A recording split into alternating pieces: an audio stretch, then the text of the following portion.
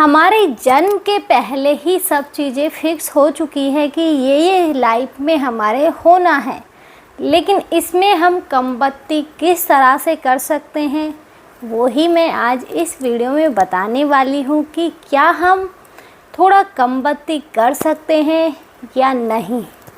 तो ये सब भगवान पे छोड़ते हैं कि भगवान क्या करते हैं क्या नहीं करते, लेकिन जो होना है वो फिक्स है, उसे भगवान भी नहीं टाल सकते। ये चीज़ें ऐसा नहीं है कि इंसान के साथ ही होती है, हर किसी के साथ है, ये यहाँ तक कि भगवान के साथ भी होती हैं। क्योंकि जब माता सती हवन कुंड में अपने देह का त्याग किया था, तो जो माता रानी थी यानी कि माता सती तो शिव जी की पत्नी के रूप में आई थी, लेकिन जो मैन माता रानी थी यानी कि माता जो दुर्गा माता है, जिनके अंश से माता सती आई थी, उन्होंने ये बोला था कि कर्म अपने अपने हिसाब से चलता है, जीवन में दुख सुख सबको झेलना पड़ता है। ऐसा नहीं है कि ओनली इंसानों को ही दुख मिलता है। क्योंकि माता सती ने जब देह का त्याग किया था तो भगवान शिव इस तरह से उनकी कंडीशन हो गई थी कि उन्होंने जब तक माता पार्वती उन्हें ना मिल गई तब तक उन्होंने तपस्या में रहकर ही अपना पूरा जीवन गुजारा। यानी कि वो दुनिया की जो चक्र है इससे वो बिल्कुल अलग हो चुके थे और इस कारण से बहुत कुछ उथल पुथल हो गया था। इसलिए भगवान विष्णु ने माता से आग्रह किया कि आप जितनी जल्दी हो जन्म ले दूसरा, और फिर भगवान शिव से पुनः शादी करें। लेकिन ऐसा इतना आसान नहीं था। तब माता सती ने भगवान विष्णु से यही कहा था कि जो होना है वो होकर रहता है, उसे हम नहीं टाल सकते। वो इंसान हो या भगवान, सबको ये दुख सुख झेलने पड़ते हैं। लेकिन अगर हम चाहें तो इसमें कमबख्ती हम कर सकते हैं, लेकिन किस तरह से। ऐसे ही दो आदमी थे, दोनों भगवान के पास गए, लेकिन दोनों का उल्टा था कि एक का अच्छाई पिछले जन्म में थी, इस जन्म में बुराई थी, और एक की बुराई पिछले जन्म में थी, इस जन्म में अच्छाई थी, यानी कि उल्टा सीधा था। तो जिसकी इस जन्म में अच्छाई थी उसका हम ये मानते हैं कि जिसके साथ जो हम अच्छा करते हैं हमेशा बुरा ही होता है। तो जो पिछले जन्म में उसने बहुत बुरा किया था लोगों के साथ, लेकिन इस जन्म में उसने बहुत अच्छे अच्छे काम किए थे। क्योंकि जब चित्रगुप्त जी ने उनका लेखा जोखा निकाला तो तब पता चला कि इन्होंने पिछले जन्म में बहुत बुरे बुरे काम किए हैं, लेकिन इस जन्म में इन्होंने बहुत अच्छे काम किए हैं।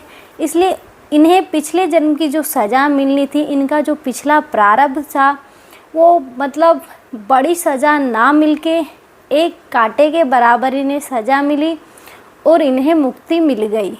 कि क्योंकि जैसे जैसे हम अच्छे काम करते हैं, हमारे जो पाप वाले कर्म हैं वो धीरे धीरे कम होते जाते हैं।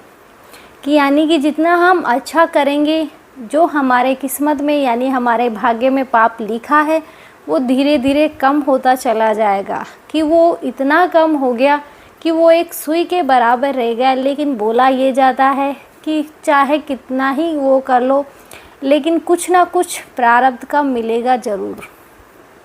कि वो इतनी बड़ी सज़ा से वो सुई भी आ गई, लेकिन उसके अच्छे कर्म से आ गई, लेकिन वो मिलनी है तो मिलेगी ही। और ऐसा ही सेम उसके साथ हुआ कि उसने इस जन्म में जब उसकी परीक्षा ख़त्म होने वाली थी, यानी कि उसके बुरे दिन ख़त्म होने वाले थे, लास्ट टाइम में उसने बुराई को अपना लिया। पहले वो अच्छा काम कर रहा था, लेकिन अब सब्र कब तक रखे, इंसान के सब्र नहीं रहता। सब्र करना बहुत मुश्किल है, सब्र कब तक रखे, इसलिए उससे सब्र नहीं रहा। जब एंड चल रहा था यानी पीक चल रहा था, तो उस टाइम उसने बुराई को अपना लिया। इसलिए उसको जो इतना सारा धन दौलत जो मिलनी थी वो ओनली कुछ में तब्दील होकर रह गई, क्योंकि उसकी बुराई उसकी अच्छाई को कम करने लग गई। ये हमेशा होता है और यही हमारे लेके जोके में देखा जाता है कि किस तरह से हम अच्छे करके हमारी बुराई को कम कर सकते हैं और बुरा करके अच्छाई को भी कम कर सकते हैं। यानी कि दोनों में कम बत्ती किया जा सकता है, लेकिन टाला नहीं जा सकता कि जो होना है होके रहता है। इसी तरह अभिमन्यु की मृत्यु फिक्स थी, क्योंकि अभिमन्यु के जो पिता थे, यानी कि वो देवताओं का पुत्र था, तो उनके पिता थे, उन्होंने ये बोला था कि मैं मेरे पुत्र से इतना दूर नहीं रह सकता।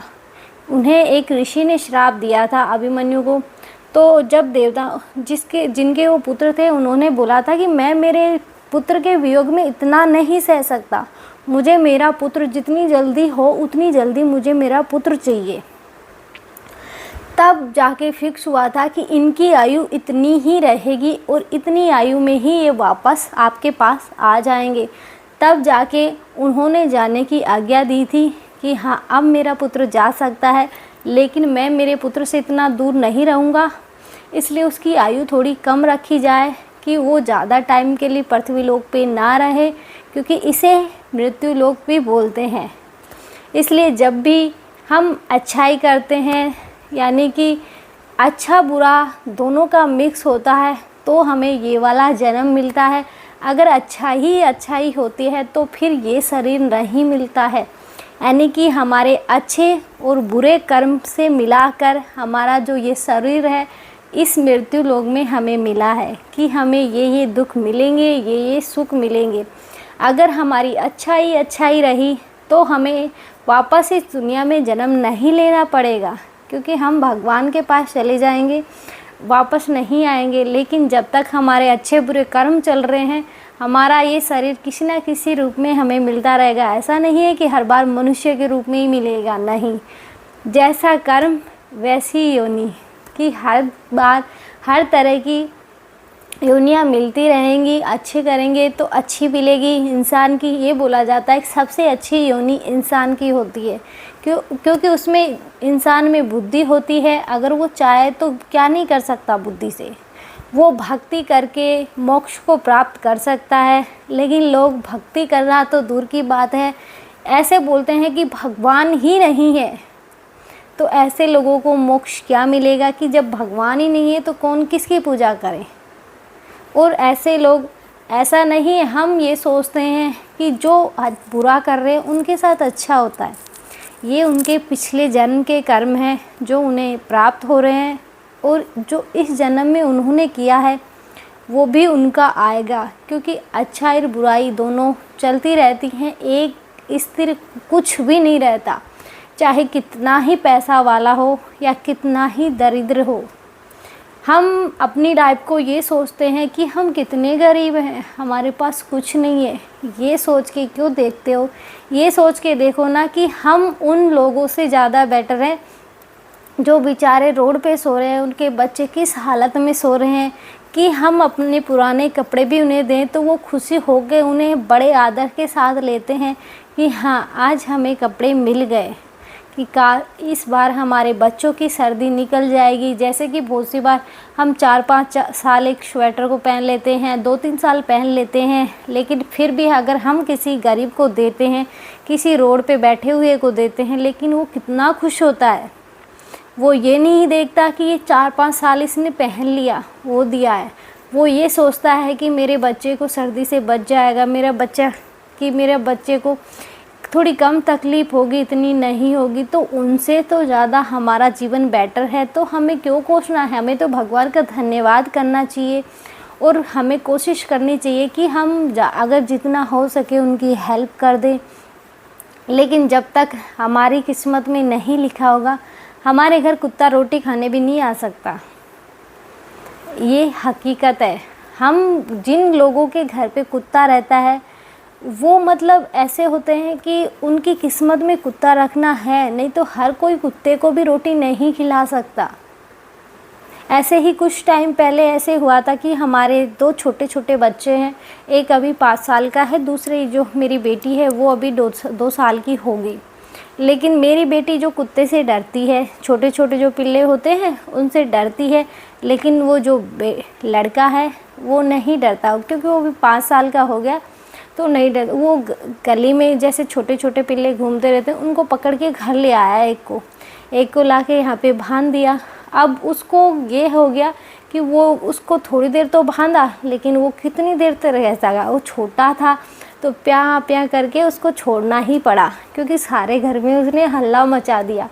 लेकिन ये हो गया कि उसको एक टाइम दूध पिलाओ, जब उसको लेके आया तो उसे कटोरी में डाल के दूध दे दिया, तो उसने आराम से दूध पिया, लेकिन फिर चिल्लाने लग गया।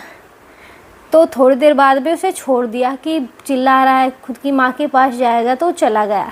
लेकिन अब ये हो गया कि वो सुबह आता, दूध पीता, फिर चला जाता, शाम को आता, दूध पीता, फिर चला जाता।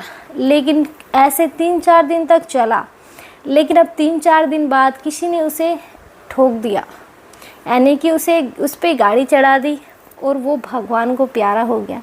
तो अब क्या बोल सकते हैं कि हर कोई कुत्ते को नहीं पाल सकता, हर किसी की हिम्मत नहीं होती, हर कोई इतना नहीं कर सकता। इसलिए हर किसी की लाइफ में हर कोई इंसान भी नहीं आता। और हम हमारे अच्छे बुरे कर्म, ज़रूरी नहीं है कि हम पूजा पाठ करें जिससे ही हमारे अच्छे कर्म होंगे, नहीं। अगर कोई हमारे द्वार पे आके बोल रहा है 2 रोटी दे दो, तो हम 2 रोटी में घिस नहीं जाएंगे, दे देनी चाहिए। 2 रोटी तो मांग रहा है और तो कुछ नहीं मांग रहा ना वो, कि क्या होगा अगर तुम 2 रोटी दे दोगे, तुम्हारे उसमें कुछ कमी नहीं आएगी, लेकिन उसका पेट भर जाएगा। ऐसे बहुत से लोग आते हैं। लेकिन आजकल हो क्या गया है कि बहुत से ऐसे लोग भी आते हैं जो पहले आते हैं, घर में वगैरह देखते हैं, और बाद में 2-4 दिन तक वो लगातार आएंगे, लेकिन बाद में जैसे ही कुछ कोई इधर उधर हुआ, कुछ सामान चोरी करके वो चले जाएंगे। तो इन लोगों की वजह से जो बेचारा सच में गरीब है, उसकी हालत बहुत ख़राब होती जा रही है, क्योंकि जो विश्वास है वो इन पर से भी उठता जा रहा है कि ये भी चोरी कर सकते हैं। ऐसे ही एक अभी कुछ टाइम पहले हुआ था कि हमारे पास में ही एक मतलब मांगने वाला आया था, तो उनकी अलमारी सामने दिख रही थी, उस पर चाबी लग रही थी और चाबी लटक रही थी, तो उसे दिख गई।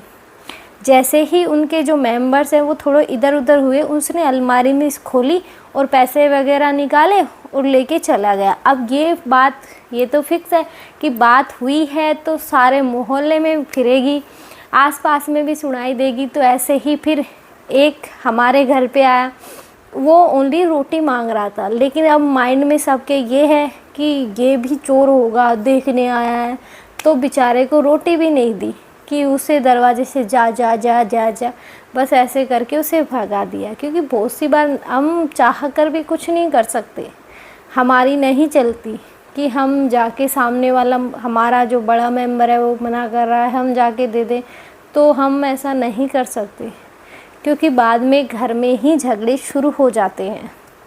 इसलिए हमें बहुत सी बार मन मार के रहना भी पड़ता है, और यही हमारे कर्म है जो अच्छे बुरे हैं। अगर आपको उस टाइम अच्छा फील हो रहा है, आपको ये लग रहा है बेचारा है, देना चाहिए, रोटी तो मांग रहा है, दरवाजे पे बैठा है, रोटी दे दो, दरवाजे से अंदर थोड़ी घुस रहा है वो।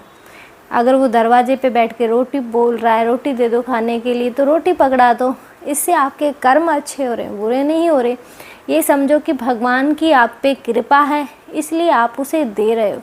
भगवान ने आपको 2 रोटी देने लायक उसे बनाया कि वो आपके द्वार पे आया है और आप उसे दे रहे हो, कि आपके पास इतना है अभी कि आप उसे दे सको।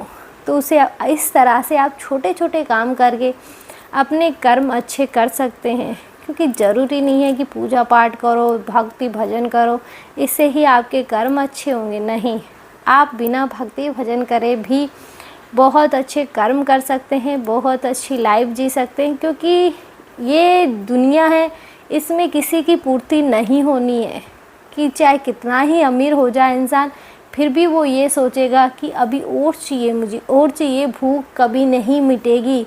इसलिए जितना है उसमें ही संतुष्ट होने की कोशिश करें और अपने कर्म को अच्छा करें। अब आपके पास इतना है तो आप थोड़ा बहुत किसी गरीब को दान दें, कभी कुछ करवा दिया, तो ऐसे छोटे मोटे काम करते रहें ताकि आपके कर्म भी अच्छे बने रहें।